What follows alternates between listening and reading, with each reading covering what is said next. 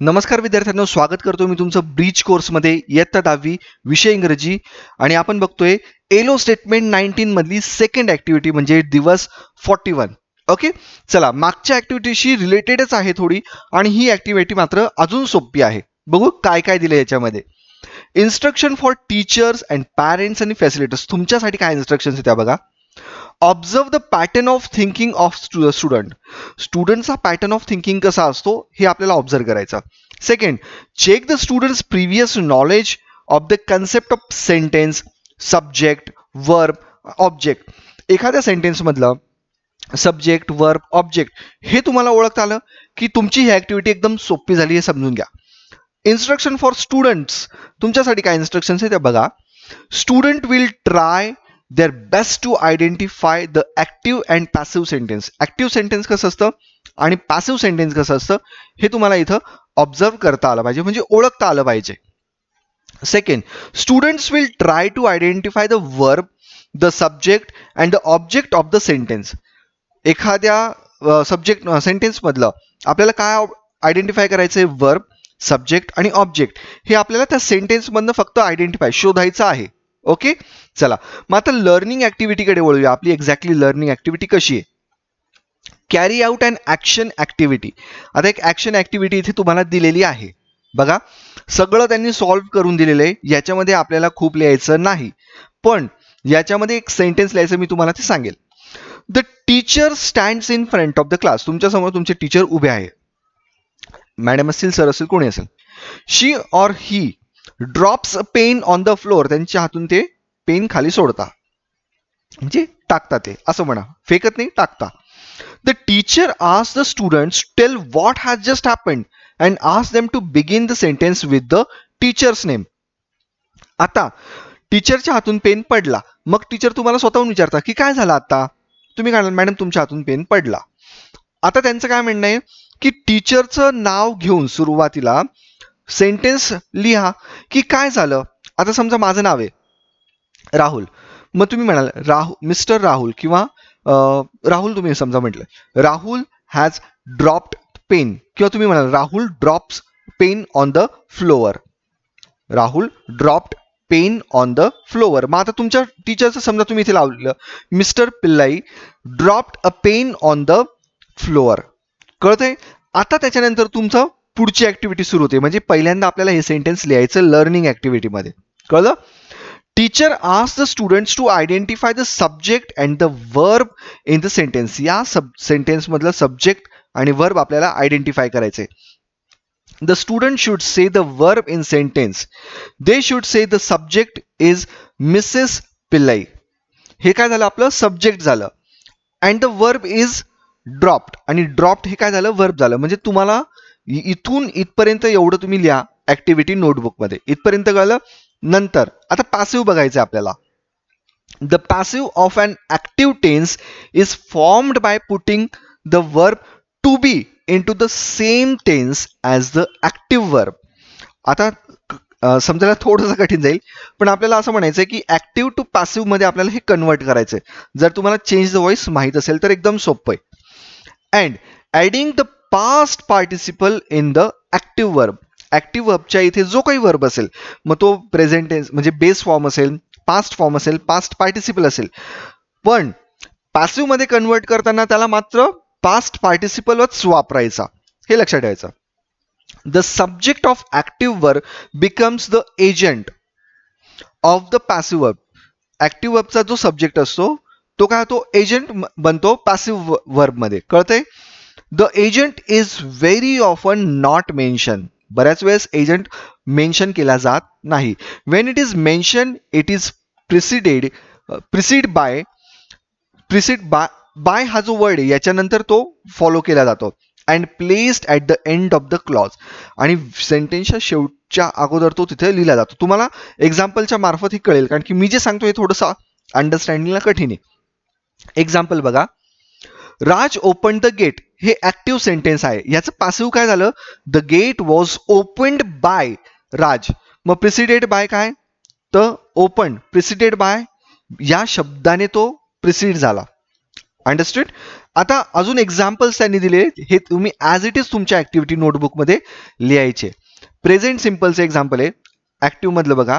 He opens the door. मग passive मध्ये काय झालं? The door is opened. कळतंय? नंतर past simple, he opened the door. The door was opened. हा, आता या ठिकाणी मी एक तुम्हाला छोटंसं ऍड करून देतो, म्हणजे फार सोपं जाईल तुम्हाला.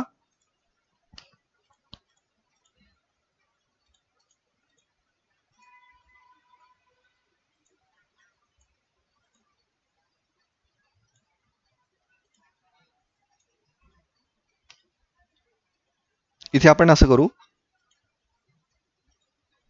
ही open the door. The door is opened by him. म्हणजे हे सेंटेन्स आपलं इथे झालं पूर्ण. कळतंय? नंतर सेकंड बघा, पास्ट सिम्पलचं, he open the door. The door was opened परत बाय हिम. म्हणजे तुमचं सेंटेन्स कंप्लीट झालं. आता तुम्हाला प्रत्येक ठिकाणी बाय हिम हे लिहायचंच आहे, कारण की सब्जेक्ट इथे ही आहे. कळतंय? आता फ्युचर सिम्पल मधलं सेंटेन्स असेल तर काय बघा, he will open the door. The door will be opened by him. कळतंय? प्रेझेंट कंटिन्युअस मध्ये बघा, he is opening the door. Passive मध्ये काय लिहिते? The door is being opened by him. म्हणजे प्रत्येक ठिकाणी तुम्हाला बाय हिम हे ऍड करायचं आहे at the end of the sentence. Past continuous मध्ये बघा, he was opening the door. इथे काय येईल? The door was being opened by him. Going to बघा, he is going to open the door.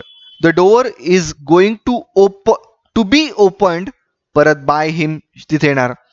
Present perfect, he has opened the door. The door has been opened by him. इथपर्यंत आलं. Past perfect मध्ये काय येतं? He had opened the door.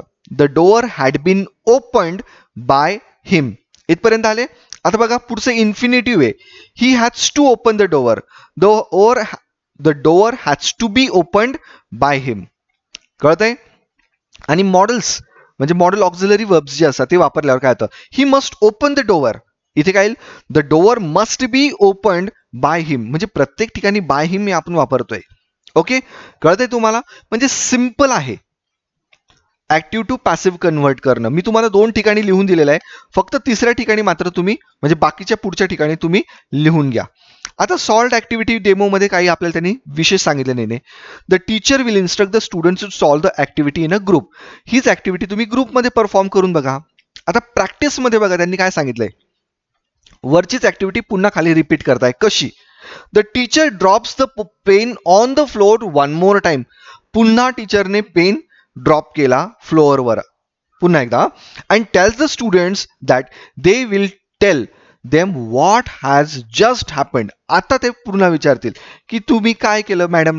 म्हणजे मॅडमने विचारलं काय केलं मी आता. तुम्ही काय म्हणाल? पुन्हा तुम्ही पेन खाली टाकला. पुन्हा तुम्ही पेन खाली टाकला. पण या ठिकाणी आता आपल्याला सेंटेन्स बदलायचं आहे. कसं? काय म्हणता येते?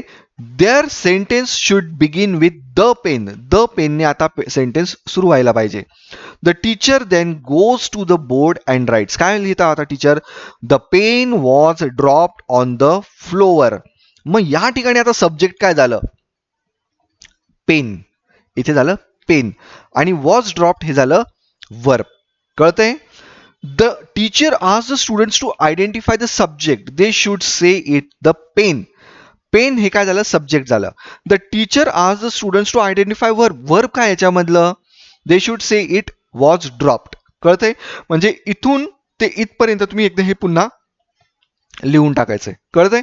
आता एक्सटेन्शन ऍक्टिव्हिटीकडे वळूया. हे पण तुम्हाला सेंटेन्स तुमच्या ऍक्टिव्हिटी नोटबुकमध्ये लिहायचे आहे. बघा, each of the following sentence in this exercise has an underlined word or phrase and 3 words or phrase are given after the sentence. If one of the given word or phrase makes the sentence grammatically correct, select the word or phrase your answer. ठीक आहे, आपल्याला याच्यात answer शोधायचे. Sentence चुकीचं दिले असं त्यांचं म्हणणं आहे, त्याच्यात आन्सर शोधायचं. ते पण त्यांनी शोधून दिलेले, म्हणजे अजून आपली ऍक्टिव्हिटी खूप सोपी करून दिली त्यांनी. बघा काय, the lock is opened by Radha. Sentence correct आहे का? नाही.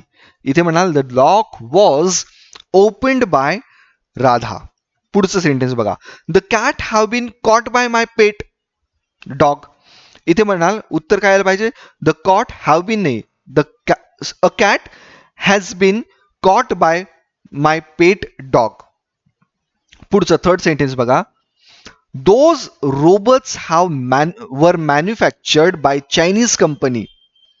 आता इथं फक्त मॅन्युफॅक्चर आहे, तर काय पाहिजे, those robots were manufactured by a Chinese company.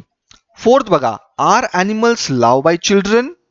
इथे काय येईल, आर ॲनिमल्स लव्हच्या ऐवजी लव्ड, ईडी लागणार इथं. Are animals loved by children. आणि फिफ्थ सेंटेन्स बघा. Good news are expected by us. तर न्यूज हे काही अनेक वचन नाही म्हणून काढणार good news is expected by us. कळतंय तुम्हाला. मग इव्हॅल्युएशन मध्ये बघा. Teacher will check whether the students have comprehended the concept and active and passive voice. बघा इथे तुम्हाला मी कन्सेप्ट सांगितले, ऍक्टिव्ह आणि पॅसिव्ह व्हॉइस कसं आपण हँडल करतोय. कळतंय. मग आज काय शिकलो आपण. My take away today I learn. Today I learn to identify subject verb object in the sentence. आपण सब्जेक्ट वर्ब ऑब्जेक्ट कसे ओळखायचं हे शिकलो. Today I learn to change the sentence from active to passive. Sentence active to passive कसं change करायचं हे आपण शिकलो. आणि third, today I learn to change the sentence from passive to active, आणि पॅसिव्ह बंद ऍक्टिव्ह कसं करायचं हे पण आपल्याला शिकलो. कळतंय. Thanks for watching my video.